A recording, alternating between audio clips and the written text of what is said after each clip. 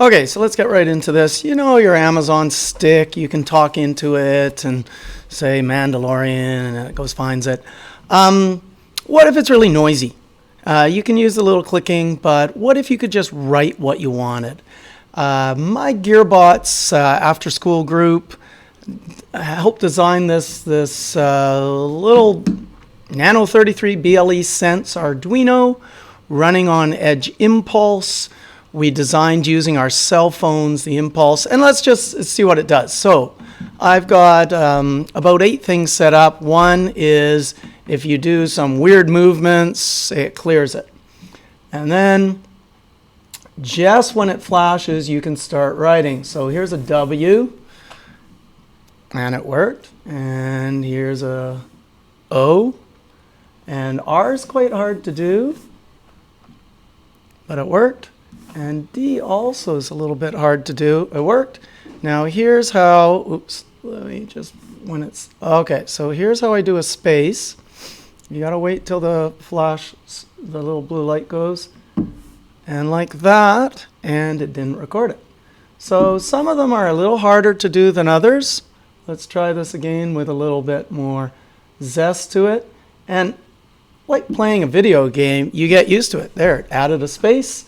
So now I've only got W, O, R, D, and S. So let's just try something else here. So, oops, did that a little fast. Oh, it worked. Okay, another circle. And another circle. And R is a little bit trickier to write. And let's try an S. There we go. So I'm going to take that as success. It's a machine learning program. We've taught it some letters. I've used vertical for adding a space. I also have a delete function. Let's just do some sort of random motion, see what it shows up. I did an R, and then I want to delete that. So I've got this motion where I come back and I go up. And if it didn't work, no, that one didn't work. Let's try it again. It's funny because delete was the one that, there. And now, as long as it's still, it'll just print out what's there. So how did we do this? I have a whole long procedure about a previous video that this is the end result. But let's just quickly in this video have a quick look at what we've got here. Edge Impulse has a main dashboard that lists, I've called it W6 words. By the way, change that name. I put the 6 in. Makes it way easier loading it on the Arduino. If you go to the bottom here, you've got a whole bunch of ways of saving it. You can save the individual data. You can save in TensorFlow Lite format. You can connect the Arduino up. But what we did as a class, we're all online at the time, and we connected our cell phones up, which has accelerometers on them. You just show the QR code and get going with your cell phone. So quick look at the data acquisition. Here, this little thing shows that I have 1 minute and 12 seconds of zeros, of O's, the letter O, and to do my erase function. Okay, so that spreads it out. And what we actually found, we found out a lot about writing machine learning, training machine learning models, because we didn't need as many samples. The unknown only needed 34 seconds worth of samples, whereas some things were hard to do. The S was quite hard to do, so I needed a little bit more. If you look at these things, still, if I go look at the data, this is my Z, which is higher. It's like 9.8 meters per second squared in the positive direction. And it's just, this is the still one, which kind of makes sense.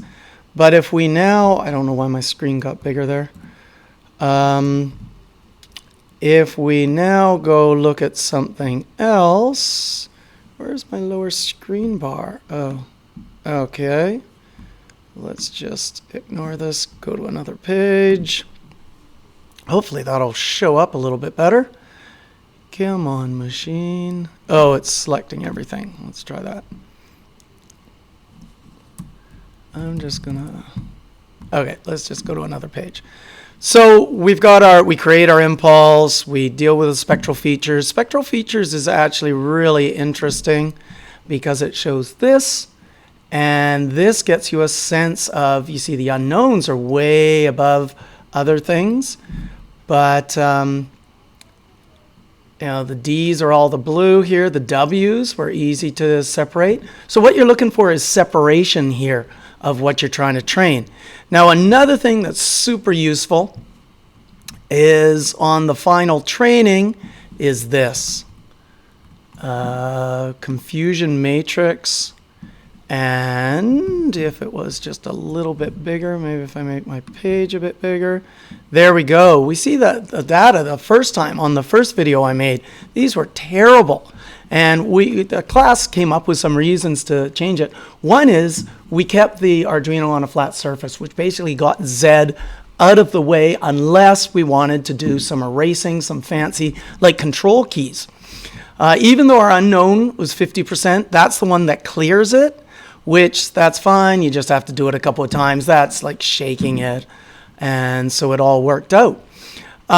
Really happy with what we've got here.